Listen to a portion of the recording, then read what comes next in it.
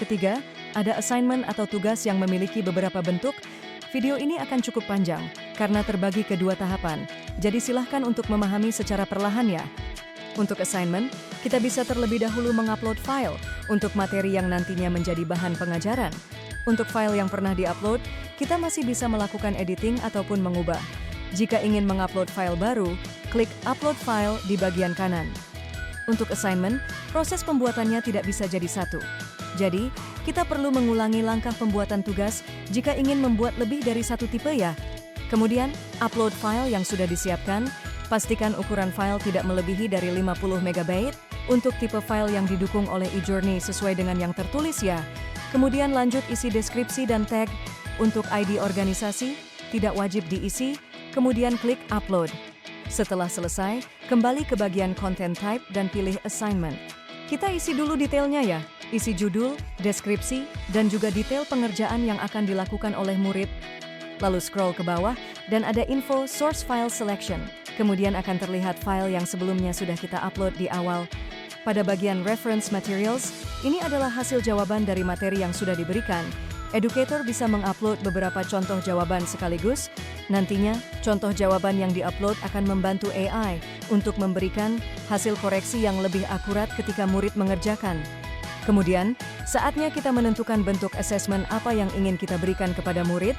eJourney memberikan 4 macam tipe. Pertama, ada analisis gambar yang bisa digunakan untuk menilai hasil gambar, desain, ataupun presentasi.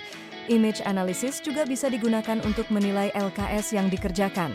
Kedua, ada audio analysis yang bisa digunakan untuk menilai tugas siswa dalam bentuk rekaman suara. Cocok digunakan untuk tugas yang membutuhkan suara untuk dinilai. Ketiga, ada video analysis yang bisa digunakan untuk menilai video yang dibuat murid. Bentuk tugas ini cocok untuk mengumpulkan tugas presentasi atau lainnya yang berhubungan dengan visual. Terakhir, ada document analysis yang sangat cocok digunakan untuk menilai hasil tugas murid yang menggunakan teks, penulisan, atau struktur. Kita sudah di bagian akhir. Pada tahap ini, kita bisa menentukan rubrik penilaian untuk menilai segala tipe tugas yang sudah diberikan. Jika belum ada rubrik penilaian, kita bisa klik Create New di kanan atas. Lalu kita bisa mengisi kebutuhan rubrik sesuai dengan penilaian yang sudah disiapkan. Kalau sudah memiliki rubrik, bisa scroll ke bawah dan upload files. Kemudian, klik Generate Rubric with AI. Jika sudah selesai, kita akan mendapat informasi bentuk rubrik seperti apa yang nantinya akan menjadi hasil penilaian ke murid. Kemudian klik Save and Use this rubric di bawah kanan. Ketika semuanya sudah dilengkapi, langsung klik Create Assignment Activity. Wah, cukup panjang juga ya untuk penjelasan kali ini. Silahkan untuk play ulang. Jika masih kebingungan, silahkan kontak kami melalui help and support yang ada di bagian profile ya.